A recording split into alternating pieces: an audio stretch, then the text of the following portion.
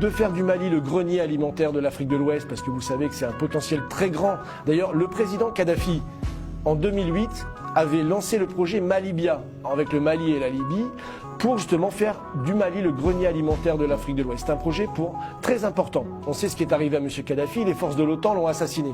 Le Niger a même pas 12% de gens qui ont accès à l'électricité, alors qu'on donne de l'uranium. Exactement. Voilà. C'est le ce Mali que où j'étais, comment ça s'explique tout ce paradoxe? Ben, ça c'est pas un paradoxe.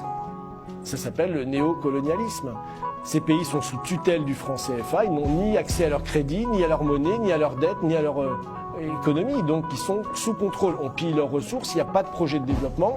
Donc il faut arrêter ce néocolonialisme et proposer des vrais projets pour justement mettre fin justement à la politique française qui a été menée depuis les indépendances en Afrique, à savoir une politique d'accords militaires qui ont empêché les pays d'avoir leur propre armée de métier, comme disait De Gaulle, et donc sont retrouvés dans une situation catastrophique quand le terrorisme a déferlé dans cette région du Sahel à cause de la guerre en Libye. Évidemment, les accords de coopération monétaire, je l'ai dit, le franc CFA, qui a appauvri ces pays. 11 des pays qui ont le CFA dans la région sont tous parmi les 30 pays les plus pauvres de la planète. Prenons un exemple, Modibo Keïta. Oui.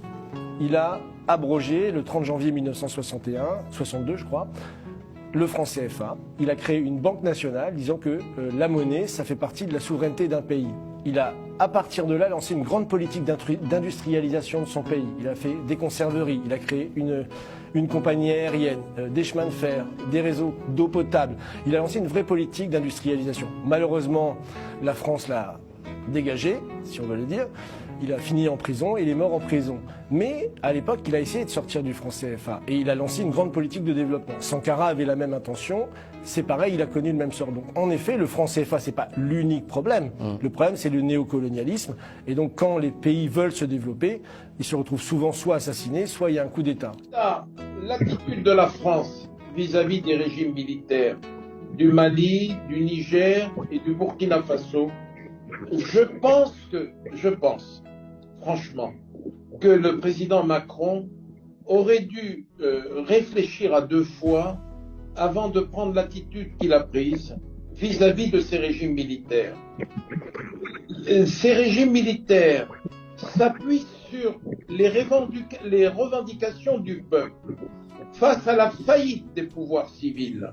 Il ne pouvait survenir que des régimes militaires. Et ces soldats, n'oubliez pas que lorsque je dis soldats, ça n'est pas péjoratif. De Gaulle lui-même disait, avant d'être un général, je suis un soldat. Donc face à ces soldats, je pense que le président Macron n'a pas su s'y prendre.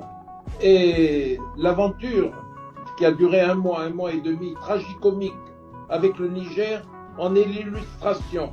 Et je pense, franchement, si cette visioconférence pouvait être entendue par les trois chefs d'État de ces pays, eh bien il faudrait qu'ils comprennent qu'on a encore du chemin à faire avec la France. Je vous assure qu'on a encore du chemin à faire avec la France. Moi, je connaissais le président Macron, si j'avais cette chance de le connaître. J'ai voté pour lui en 2017, après la chute de la maison Fillon, j'ai voté pour le président Macron. Mais je n'ai pas la chance de le connaître, je ne lui ai jamais serré la main, je ne lui ai jamais parlé.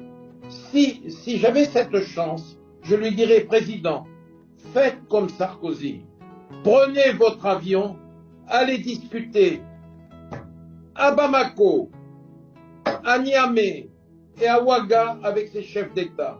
On a un passé en commun, on a une route à faire ensemble, que chacun corrige son attitude et son discours. Voilà, c'est tout ce que j'ai à vous répondre.